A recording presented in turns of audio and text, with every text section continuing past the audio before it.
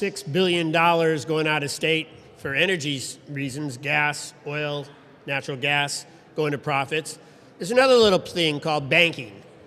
TD Bank, who we've had numerous protests against, who funds pipelines, particularly in North Dakota and all over the place. Other banks don't come from Maine. Very few come from Maine. Very few are Maine chartered. A lot of them are in Delaware. So the next bombshell you'll hear is how much money of our banking goes out of state. We're going to bring in Randall Parr, who's talking about Maine Public Bank. Thank you very much.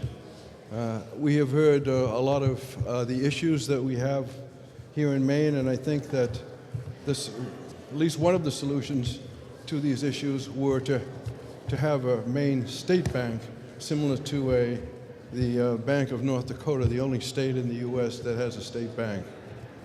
I would like to recognize some people. John F. Kennedy's Pulitzer Prize-winning book, Profiles in Courage, biographed 8 U.S. senators whose principal positions in controversial issues cost them their constituents' popularity and their colleagues' esteem.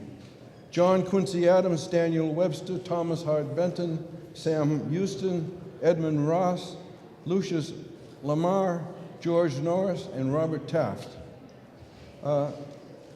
Maine Public Banking would like to recognize legislators in Maine who like those legislators, showed profiles in courage.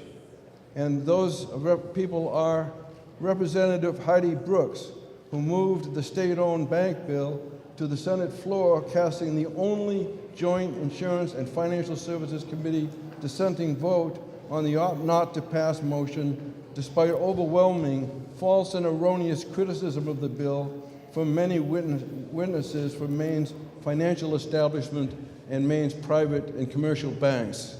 So, Heidi Brooks.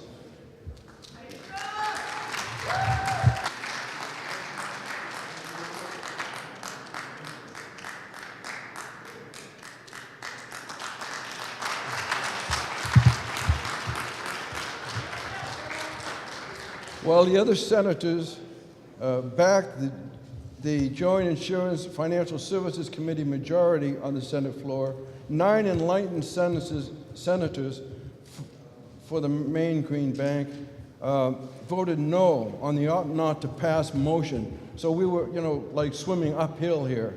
And I'm going to see who's here. I think some of the recipients aren't available right now, but I see Ben Chipman over there, so Ben Chipman.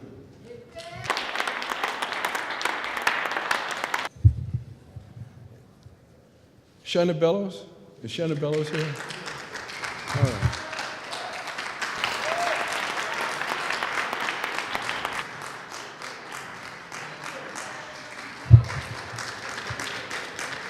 Troy Jackson? Is Troy Jackson here? Mike Carpenter? Susan Deschambault, Nate Libby, Rebecca Millett, and James Dill. So those are the recipients this year. Returning externally stashed money into a state-owned bank would strengthen Maine's economy, increase returns, and reduce risk like blood transfusions, improve your health. Initiative specifics could be set out by a joint legislative public bank standing committee, as was done with marijuana, or a commission, as was done with the foreign trade and other issues. So creating that should be the Maine legislature's next step, and I'm targeting 2020 legislature.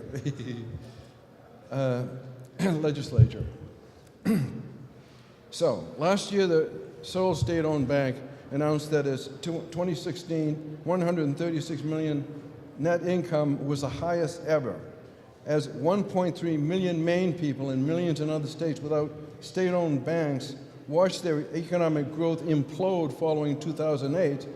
This 700,000 person state averted recession, reinvesting in its $7 billion bank.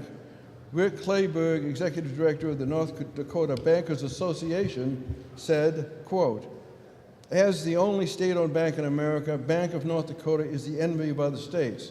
North Dakota Bankers Association is champion of Bank of North Dakota. Our members look at Bank of North Dakota as a partner, not a competitor, which helps banks help their customers. So in North Dakota, the bank establishment is completely behind public banking, and we should, look to them for support. And if 25% of your banks in the world are publicly owned banks, and they're generally in the fastest growing economies. North Dakota is the only state that really did not have a recession. And I have a lot of comments here, but I don't think we have time really to read them. I did want to point out, however, that if you please follow the state treasurer's monthly reports, and you will see that in the past 14 months, our unrealized losses, total over $20 million. And if you look at actually the amount of our costs for paying back loans to various sources, our debt service costs, they are in excess of $100 million. Those could be completely saved. All of those things could be saved with a public bank where we invest in Maine and not in other parts of the world. We're now investing in Japan, in Europe, all over the world, Canada, and so forth, and some other states in the U.S.